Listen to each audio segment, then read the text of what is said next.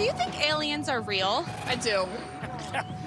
No. Possible. So many universes out there. I think so. I can't categorically deny their existence. I'm not sure. They're definitely not green if they are real. Yeah. Looking green and scary, so that's what I would think, but I don't know. I think they probably evolved. Trump is expected to release some files on aliens. What do you think he's going to say? I don't think there's going to be any proof that they actually exist in those files. I think they closely represent, like, humans. I don't think they're these crazy monster-looking things. What kind of technology do you think they have? Do you think they're more advanced than us? Yeah, everything.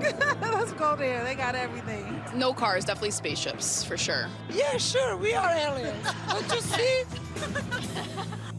All right, so we can laugh, but this is definitely a serious story, and we're learning more about non-humans apparently interfering with our military equipment. A former Air Force officer says he witnessed it for himself at an Air Force base in Montana. It's another civilization out there. Yeah. That is visiting us and are concerned about us destroying this planet through nuclear war.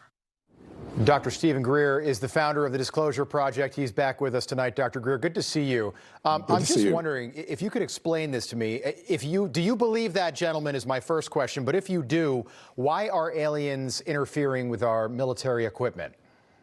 Oh, yes, that gentleman was one of our original Disclosure Project witnesses in the 2001 National Press Club event, the 25th anniversary of which you're invited to. We'll be doing at the National Press Club again on May 8th. Now, they interfered in the sense they were surveilling, and the same things were happening in the Soviet Union because they were concerned we were going to go to DEFCON 1 and blow the planet up. So it wasn't like they were hostile. It was, in fact, the people who were in the silos told me they felt that it was sort of precautionary and a warning that we shouldn't use those because it would destroy life on Earth as we know it. Okay, so here's that same gentleman, a little bit more of what he was saying. Take a look. They were green, ready to launch. Mm-hmm. The main guard calls down and says, "Sir, we've been seeing some strange lights in the sky. Overhead, flying directly overhead, making really weird maneuvers." And then all of a sudden we get a large horn go off. And we know what that means. It means that there's an issue with one of the missiles. So we look at the board, and sure enough, one of them went from green to red. Green to red. So something disabled these nuclear weapons during this test. Strange question, but do you think that whoever this is knows what's happening here politically? Oh, sure. I have no doubt about it. And, the president's recent order for the Secretary of War, Mr. Hegseth, to get to the bottom of this and release it is serious. And this is something we've recommended for some time. And a couple red flags there, however. Mr. Hegseth has said he's going to turn to the Pentagon Aero Office, which we know has committed fraud in reporting back to Congress. But also they have been hiding information that we have provided through whistleblowers. Remember, we have 750 top secret whistleblowers that I have debriefed and our intelligence assets. So we're offering this to Mr. Hegseth and to the president. Okay. And we provided some of that already. I hope he steers away from the Pentagon. It seems like they've been covering this up for the last, since what, Roswell. Right. There was a report this weekend claiming that the White House could release UFO information, including videos, photos of non-human craft and non-humans, proving that we are not alone. And then they registered this domain website, aliens.gov. It got no attention. Do you think this is the plan? Start releasing this to the public. That's disclosure.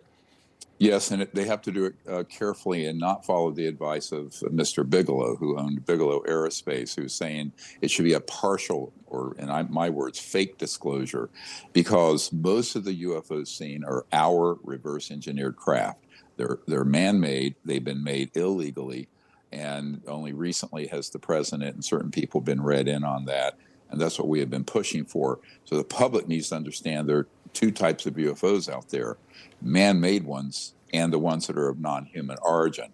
And this is not being looked at, and it's a very dangerous game being played, because if they hide the fact that we have these craft that have been used by an unconstitutional entity that are involved in human trafficking and drug running and other criminal activities, this is a very big mistake. I'll say that